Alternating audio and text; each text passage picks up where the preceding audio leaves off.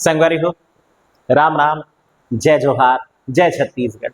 वो नाम शेखर है, नॉलेज अब संचालित करता हूँ रायगढ़ छत्तीसगढ़ में, आपके अपन प्रदेश छत्तीसगढ़ में। संगवारी हो, इंट्रोडक्शन तक रुक गया तो आप जानत होगा कि इंट्रोडक्शन छत्तीसगढ़िया में रहते, लेकिन ओकर बाद की पढ़ाई हिंदी में रहते। कई जन अकबका जाते, कौन जान पूरा वीडियो ला छत्तीसगढ़ी में जन गोठिया दी भाई सोचते, पर नहीं, मैं हिंदी में आपको इस विषय के बारे में पूरी जानकारी दूंगा। एडीओ या आप कोई भी और एग्जाम जो राज्य भर्ती परीक्षा का होगा उसके लिए प्रिपेयर कर रहे होंगे, तो यहाँ पर एक टॉपिक है राष्ट्रीय सामाजिक सहायता कार्यक्रम और पेंशन योजनाएं। ये एडीओ में एक बहुत महत्वपूर्ण टॉपिक है। उसके अलावा मुख्य परीक्षा में भी या फिर अन्य जो व्यापम की परीक्षाएं होती है उसमें भी काम आएगा। बहुत छोटा सा टॉपिक है लेकिन महत्वपूर्ण टॉपिक है। पात्रता जो है उसको लेकर के काफी कंफ्यूजन रहता है, मैं वहां सब दूर कर दूंगा। यहाँ पर आप ध्यान से सुनिए, ज्यादा देर नहीं लगेंगे और ज्यादा बातें भी नहीं करता हूँ, सीधे आता हूँ मुद्दे पर। तो पहला यहाँ पर ध्यान रखेंगे, राष्ट्रीय सामाजिक सहायता कार्यक्रम। राष्ट्रीय सामाजिक सहायता कार्यक्रम ये नाम है। इसको शॉर्ट फॉर्म में यदि देखें NSAP, देख पा रहे हैं शॉर्ट फॉर्म में NSAP यानी नेशनल सोशल असिस्टेंस स्कीम, इस नाम से इसको संचालित किया जाता है। कई बार शॉर्ट नाम दे देता है और आपको परेशान करता है। 15 अगस्त 1995 को इसको अनाउंस किया गया था और उसके बाद लगातार ये कई अलग अलग तरह की सुविधाएं दे रहा है सामाजिक सहायता के रूप में। सामाजिक सहायता यदि देखा जाए तो भारतीय संविधान में एक हिस्सा होता है, एक खंड होता है, आप उस खंड से अच्छी तरह परिचित हैं। उस खंड को हम कहते हैं नीति निर्देशक तत्व। नीति निर्देशक तत्व राज्यों को बताए गए कर्तव्य हैं और उन्हीं कर्तव्यों के तहत कोई भी क्षेत्र, कोई भी राज्य या कोई भी प्रशासन अपने नागरिकों के लिए कुछ ऐसी सहायता देने के लिए बाध्य होता है जो सभी को बराबरी का अवसर दे रहे हो या सबके जीवन को सुचारू रूप से चलने में मदद कर सके।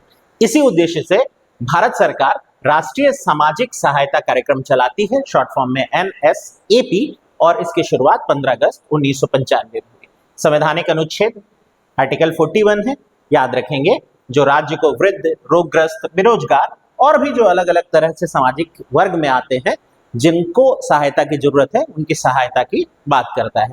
उद्देश्य फिर से वही बात, गरीब वर्ग, कमजोर वर्ग, असहाय वर्ग के जो व्यक्ति हैं उनको सामाजिक सुरक्षा प्रदान करना। इसकी नोडल जो है या इसका मंत्रालय जो है वो होता है ग्रामीण विकास मंत्रालय। सामाजिक सहायता मंत्रालय भी होता है कुछ जगहों पर, वो भी ये काम करता है। मिनिस्ट्री ऑफ रूरल डेवलपमेंट आमतौर पर इसका संचालन करने के लिए जानी जाती है। केंद्र सरकार की तरफ से 4 बड़ी योजनाएं हैं जो संचालित की जा रही है, जिसमें इंदिरा गांधी राष्ट्रीय वृद्धावस्था पेंशन योजना है, इंदिरा गांधी राष्ट्रीय विधवा पेंशन योजना है, इंदिरा गांधी राष्ट्रीय विकलांग पेंशन योजना है और राष्ट्रीय पारिवारिक लाभ योजना है। तो 4 बड़ी योजना है। मैं बारी बारी से इसकी डिटेल बता देता हूं ताकि आपका एक भी प्रश्न गलत ना हो। चलिए बात करते हैं पहले वाले पे। तो हमारे पास पहला है इंदिरा गांधी राष्ट्रीय वृद्धावस्था पेंशन योजना। बहुत सिंपल है, ध्यान देंगे। इसमें नाम से तो समझ में आ जा रहा है, वृद्धावस्था पेंशन योजना है यानी वृद्ध लोगों को सहायता देना है, सामाजिक सहायता। अब ये सहायता आर्थिक रूप से दी जा सकती है और वही यहाँ पे किया जा रहा है। तो पात्रता यहाँ पर रखी गई है 60 साल। ध्यान रखेंगे, पात्रता 60 साल या उससे अधिक आयु के होने पर आपको इसकी पात्रता मिलेगी। इसकी पात्रता के तहत आपका एक शर्त है कि आपका नाम बीपीएल श्रेणी में पंजीकृत होना चाहिए, यानी कि गरीबी रेखा वाली सूची में यदि आप शामिल हैं तभी आप इसके पात्र होंगे। तो इसमें 2 तरह से लाभ दिया जा रहा है। यदि आपकी आयु 60 से 79 के बीच है, 79-79 के बीच है, तो आपको 500 रुपए प्रति माह प्राप्त होंगे। यहाँ पर गौर करने की बात यह है कि केंद्र का हिस्सेदारी कम है और हमारे यहाँ छत्तीसगढ़, हर राज्य अपने हिस्से से अनुदान दे सकता है उस राज्य की क्षमता के अनुसार। यहाँ राज्य की हिस्सेदारी 300 रुपए है, हमारे राज्य की पहले 150 रुपए हुआ करती थी, अभी 300 रुपए है, और केंद्र की हिस्सेदारी 200। इस तरह से कुल 500 रुपए प्राप्त होते हैं वृद्ध व्यक्ति को यदि वो 60 से 79 79 की सूची में आता है। तो यदि 80 या उससे ज्यादा पार कर जाता है तो ये राशि 650 रुपए हो जाती है और यहाँ पर केंद्र सरकार अधिक राशि का वहन करता है। केंद्र सरकार यहाँ 500 देता है जबकि राज्य का अनुदान 150 है। पहले दोनों में 150 था, भी बढ़ चुका है, राज्य डबल दे रही है पहले वाली कैटेगरी में यानी 60 से 79 वाली कैटेगरी में। तो 500 रुपए 60 से 79, 80 या उससे ज्यादा तो 650 रुपए सहायता मिलती है। राज्य के योगदान को जरूर याद रखिए क्योंकि आपका अपना राज्य है। तो 150 रुपए 80 से ज्यादा वाले में, उससे कम वाले में 300 रुपए का योगदान दे रही है राज्य जो है। उसके अलावा केंद्र की यदि बात करें तो पहले वाले में केंद्र 200 रुपए दे रही है और दूसरे वाले में केंद्र की तरफ से 500। हितग्राही का चयन कैसे किया जाएगा? हितग्राही गांव का भी हो सकता है, शहर का भी हो सकता है। यदि वो ग्रामीण स्तर का है तो उसकी जो जनपद पंचायत है वो उसके चयन के लिए जिम्मेदार होगी, और यदि वो नगरीय है तो अपने नगरीय निकाय, यदि वो नगर पंचायत का है तो नगर पंचायत में, नगर पालिका परिषद का है तो नगर पालिका परिषद में आवेदन कर सकता है, यदि नगर निगम का है तो आवेदन नगर निगम में जाकर के किए जा सकते हैं। सिंपल है, बहुत सिंपल है। पात्रता की शर्त और राशि, यही दो चीज आपको ध्यान रखनी है। फिर आते हैं अगली स्कीम पर, अगली योजना पर, इंदिरा गांधी राष्ट्रीय विधवा पेंशन योजना।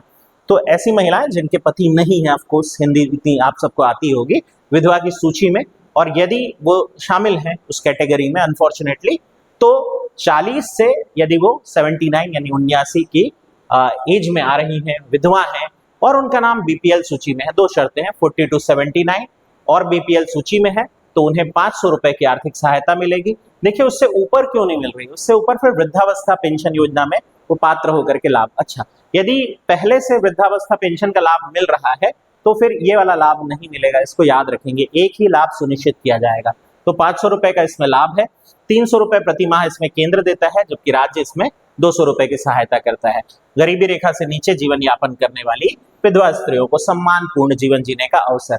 पात्रता जो है वो तो सिंपल है, तय हो गया। इसका चयन का तरीका भी वही रहेगा जैसे पहले की तरह था। यदि आप ग्रामीण क्षेत्र से हैं तो आपका जनपद पंचायत रिस्पॉन्सिबल होगा, यदि नगरीय क्षेत्र से है तो जिस भी नगरीय निकाय से आप बिलोंग करते हैं वो।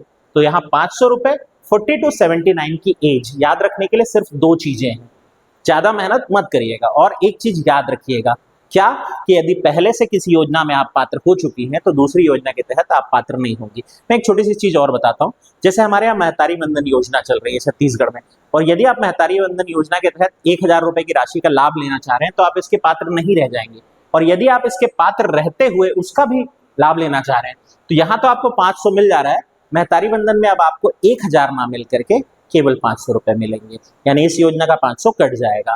क्लियर है? बहुत सिंपल डाटा है। तो पात्रता की शर्तें और राशि, दो चीजें याद रखनी है, केंद्र का योगदान, राज्य का योगदान, तीसरी चीज। तो यहाँ पर आई होप क्लियर है ना, आगे बढ़ सकते हैं। चलिए तो फिर आते हैं अगले पर। अगला है हमारे पास जो योजना, उसका नाम है इंदिरा गांधी राष्ट्रीय विकलांगता पेंशन योजना या विकलांग पेंशन योजना। तो जाहिर सी बात है, नाम से समझ में आ जा रहा है। हालांकि हमारे प्रधानमंत्री विकलांग शब्द की जगह दिव्यांग शब्द प्रयोग करने को बोले हैं, क्या पता योजना का नाम बदल जाए और दिव्यांग, अभी छत्तीसगढ़ में भी एक मंत्रालय है जिसमें विकलांग शब्द को हटा करके दिव्यांग किया गया, तो हो सकता है दिव्यांग यहाँ जुड़े। इंदिरा गांधी राष्ट्रीय दिव्यांग पेंशन योजना, इसके तहत ध्यान रखेंगे गरीबी रेखा के नीचे, यहाँ पर भी शर्त क्या आ गई, ध्यान रखेंगे, शर्त वही आ गई घूम फिर करके, गरीबी रेखा के नीचे जीवन यापन करने वाले, गंभीर रूप से दिव्यांग या बहुदिव्यांग, यानी कि डिसेबल है, एक से ज्यादा अंगों से, गंभीर रूप से दिव्यांग है, 2-3 कैटेगरी होती है। तो यहाँ पे 40% वाली कैटेगरी सामान्य मानी जाती है, उससे ज्यादा यदि आप दिव्यांग के कैटेगरी में आते हैं तब आप इसके लिए लाभ प्राप्त करने के हितग्राही होंगे। इसमें ध्यान रखेंगे गरीबी रेखा के नीचे के अलावा 18 वर्ष से 79 एज तक आपको इसका लाभ मिलेगा। पर यहाँ पर राशि अगेन 500 रुपए है, जिसमें केंद्र 300 दे रही है, राज्य 200 दे रही है। आपके चयन की प्रक्रिया भी सेम टू सेम रहेगी। नगर में है तो अपने नगरीय निकाय में आवेदन करिए, और गांव में है तो अपनी जनपद पंचायत। मैं फिर दोहराता हूँ, 18 से 79 के बीच यदि आप गंभीर रूप से दिव्यांग हैं या बहुदिव्यांग हैं तभी आपको ये लाभ मिलेगा।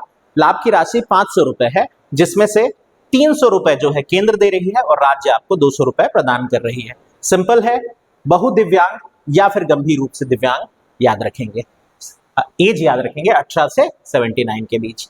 आगे बढ़ते हैं और बात करते हैं अगली योजना पर। अगली योजना है राष्ट्रीय परिवार सहायता योजना। तो देखिए अलग अलग कैटेगरी में तो हम दे दिए, पर पूरे परिवार की सहायता के लिए कोई भी योजना नहीं थी। ये योजना उसका जवाब है कि क्या मदद करती है। मदद बहुत कम है, लेकिन कुछ नहीं से कुछ भला, ऐसा आप कह सकते हैं। वहां पर ये दिखाई देता है गरीबी रेखा से अगेन नीचे काम करने वाले, तो यहाँ पर भी बीपीएल वाला तो आ ही गया, और पूरे परिवार की बात कर रहे हैं। एक बीपीएल सूची में शामिल परिवार है, यदि उस परिवार का मुखिया या कमाऊ सदस्य कह लीजिए उसकी मृत्यु हो जाए तो फिर उस परिवार पर संकट आ जाएगा, उस परिवार की जिम्मेदारी जिस पर आएगी उस पर संकट आ जाएगा। तो यहाँ पर ऐसे बीपीएल परिवार जो इस सूची में शामिल है, उसके कमाऊ सदस्य की मृत्यु होने पर या फिर उस परिवार के जो भी मुखिया है उनकी मृत्यु होने पर आपको लाभ मिलेगा। हालांकि लाभ क्या ही कहना इसको, बट आपको सहायता मिलेगी, आर्थिक सहायता। और वो सहायता क्या होगी? उस सहायता जो है 18 से 60 वर्ष से कम आयु का वो आदमी था, मृत्यु हो जाने पर 20,000 रुपए एक मुश्त, राशि 20,000 एक मुश्त। ऐसा व्यक्ति जो 18 से 60 के बीच का था, परिवार का मुखिया था या कमाऊ सदस्य था, उसके मरने पर उसके परिवार को 20,000 रुपए उस व्यक्ति को मिलेगा जो अब परिवार का मुखिया बन गया है। तो 20,000 रुपये बहुत बड़ी राशि नहीं है, बट मैं वही वाली बात है कि डूबते को तिनके का सहारा, या वो परिवार जिसके पास अभी कुछ भी नहीं है उसको कुछ तो सहायता के रूप में मिलेगा। तो यहाँ पर 20,000 रुपए की राशि याद रखेंगे। मृतक की आयु के समय जब उसकी मृत्यु हुई 18 से 60 के बीच के आयु का हो, परिवार का मुखिया हो, कमाऊ सदस्य हो। वही है चयन की प्रक्रिया, मैं बार बार नहीं दोहराऊंगा, समय आपका खराब होगा, तो हम सीधे आगे बढ़ते हैं। अगली योजना पर आते हैं। अब यहाँ पर आते हैं हमारे अपने राज्य की, क्योंकि यहाँ तक अभी जितनी भी कैटेगरी थी उसमें केंद्र सहायता दे रही थी और एक खास एज ग्रुप छूट जा रहा था। उस एज ग्रुप को पूरा करने के लिए राज्य ने योजना चलाई। तो यहाँ पर मुख्यमंत्री पेंशन योजना की बात करते हैं। साल 2018 में छत्तीसगढ़ में मुख्यमंत्री पेंशन योजना के नाम से शुरू हुआ और बहुत सिंपल है, थोड़ा ध्यान देंगे। योजना में सामाजिक रूप से, आर्थिक रूप से और जाति जनगणना वाली जो हुई थी, सामाजिक आर्थिक जातिगत जनगणना 2011, याद है ना? ये तो सामाजिक आर्थिक जातिगत जनगणना ही तो बोलते हैं उसको। उसके सर्वे सूची के आधार पर आप तय करते हैं अपने नागरिकों को सहायता देने के लिए। यह भी संविधान ही तय कर रहा है। हितग्राही के लिए सिंपल पात्रता है, आप छत्तीसगढ़ के निवासी हो, मूल कहीं नहीं लिखा है। दूसरा, 60 वर्ष या उससे अधिक आयु के वृद्ध हैं। अगर आपको केंद्र में नहीं मिल पाया है वहां, क्योंकि बीपीएल था, तो यहाँ पर 60 या उससे अधिक आयु के वृद्ध हैं। 18 वर्ष या उससे अधिक आयु की कोई महिला है जो विधवा है या विवाह के बाद परित्यक्ता है। गौर करेंगे तो वहां विधवा के लिए था, प्रधानमंत्री वाले में परित्यक्ता के लिए प्रावधान नहीं था। राज्य थोड़ा और उदार होता है और विधवा स्त्रियों के अलावा परित्यक्ता पर भी जाता है। परित्यक्ता यानी वह स्त्री जिसका पति उसको छोड़ दिया है, उसे परित्यक्ता कहते हैं। आई होप बहुत कठिन हिंदी नहीं है, सरल है, पूछता है। तो परित्यक्त महिलाएं, छोड़ दी गई जो स्त्री है, उसकी बात हो रही है। ग्रामीण क्षेत्र की स्थिति में आवेदक सामाजिक आर्थिक जातिगत जनगणना 2011 के सर्वेक्षण सूची में हो, उसका नाम या तो स्वतः शामिल हो या वंचन सूचकांक में कम से कम एक वंचन सूचकांक में शामिल हो। यहां पर थोड़ा जटिल लगता है, क्या लिख दिया? कम से कम एक वंचन सूचकांक वाले परिवार में हो। तो देखिए क्या होता है, बीपीएल में है अगर तो डायरेक्ट लिस्ट में आ गया, बट अगर बीपीएल में नहीं है तो फिर हम वंचन सूची में क्या देखें? हम ये देखेंगे क्या उसके परिवार में कमाऊ सदस्य अभी भी है या नहीं है, क्या उसके परिवार में कोई ऐसा व्यक्ति है जो गंभीर रोग से पीड़ित है, क्या उसके परिवार में ऐसा है कि वो कच्चे के मकान में रहता है, क्या उसके परिवार में कोई ऐसी गंभीर रोग से पीड़ित के अलावा कोई परिवार के मुखिया जो हैं, क्या उनकी मृत्यु हुई है, गंभीर रूप से एक्सीडेंट के कारण दिव्यांग हो गए हैं। ऐसे किसी भी कंडीशन के आधार पर हम इस सूची में उनका नाम डाल सकेंगे और उनको ये लाभ दिला सकेंगे। कितना लाभ मिलेगा आगे देखते हैं। तो यहाँ पर यदि मुख्यमंत्री पेंशन योजना की बात करें तो मिलने वाली राशि 500 रुपए है, जो पूरी तरह से राज्य देगा। यहाँ पर केंद्र की कोई हिस्सेदारी नहीं है। चयन प्रक्रिया, नगरीय निकाय ग्राम पंचायत की अनुशंसा के साथ आवेदन करेंगे, जिसको आगे बढ़ाया जाएगा। ग्राम पंचायत आवेदन आगे बढ़ाएगी तो जनपद अप्रूव करेगी और नगरीय निकाय आगे बढ़ाएगा तो नगर के जो भी प्रमुख अधिकारी हैं नगरीय निकाय में, जनपद यदि नगर पंचायत है, नगर परिषद है या फिर नगर निगम है, तो उसके अधिकारी इसको अप्रूव करेंगे। सिंपल है, आगे बढ़ते हैं। अगली योजना पर आते हैं, सामाजिक सुरक्षा पेंशन योजना। अगेन राज्य की, ध्यान देंगे। सामाजिक सुरक्षा पेंशन योजना, इस योजना का उद्देश्य है छत्तीसगढ़ में गरीबी रेखा के नीचे जीवन यापन करने वाले दिव्यांग व्यक्ति के साथ साथ बौने जिन्हें ड्वार्फ, मिजिट भी कह दिया जाता है, उनको। तो यहाँ पर गरीबी रेखा के नीचे आने वाले दिव्यांग पर्सन और बौने वर्ग के व्यक्तियों को सम्मानपूर्ण जीवन जीने का अवसर प्रदान करता है। शर्त है कि वह छत्तीसगढ़ के मूल निवासी हो और यदि वो 6 से 17 साल की आयु के बीच के दिव्यांग बच्चे हैं तो पात्र हो जाएंगे। जिसमें यह भी ध्यान रखना है कि 6 से 14 साल की आयु का वो दिव्यांग बच्चा पात्र होगा जो स्कूल में अध्ययन कर रहा है, उसके बिना पात्रता नहीं मिलेगी, क्योंकि भाई अनिवार्य शिक्षा लागू है नियम। तो 6 से 14 आयु वर्ग के दिव्यांग बच्चे जो अध्ययनरत नहीं है उन्हें पात्रता नहीं दी जाएगी। बात समझ रहे हैं? पढ़ना जरूरी है, एनरोलमेंट स्कूल में होना जरूरी है। तब पात्र होंगे। 18 वर्ष या अधिक आयु का हो गया है और दिव्यांग है तो पात्र हो जाएगा, लेकिन कम का है तो स्कूल का अध्ययन का एनरोलमेंट मांगेगा। राशि यहां भी वही 500 रुपए है और चयन का तरीका वही है जो अब तक आप पढ़ते आ रहे थे। क्लियर है? आगे बढ़ते हैं, अगली योजना से मिलते हैं। अगली योजना हमारे पास है सुखद सहारा योजना। आई होप ये आखिरी योजना साबित होनी चाहिए, पर देख लेते हैं हम सुखद सहारा योजना क्या कहती है। योजना का उद्देश्य है गरीबी रेखा के नीचे जीवन यापन करने वाली विधवा महिला, परित्यक्ता महिला, यहां भी वही वाली बात आ गई, विधवा के साथ परित्यक्ता का ध्यान रख रहे हैं, उनके जीवन यापन में सहयोग देना। यदि 18 से 39 आयु वर्ग की विधवा है या 18 या उससे अधिक आयु की परित्यक्ता है तो वो पात्र होगी। 500 रुपए की सहायता राशि सुखद सहारा योजना के तहत मिलेगी। चयन प्रक्रिया वही रहेगी जो अब तक आप जानते आ रहे थे। तो यही तो कुछ योजनाएं हैं सिंपल। इसकी पात्रता और मिलने वाली राशि पर आपका ध्यान होना चाहिए। कौन सी केंद्र संचालित कर रही है और कौन सी राज्य, इस पर आपका ध्यान होना चाहिए। फिर मैं श्योर करता हूं कि आपका एक भी प्रश्न गलत नहीं होगा। तो आई होप यहां तक आप समझ गए होंगे।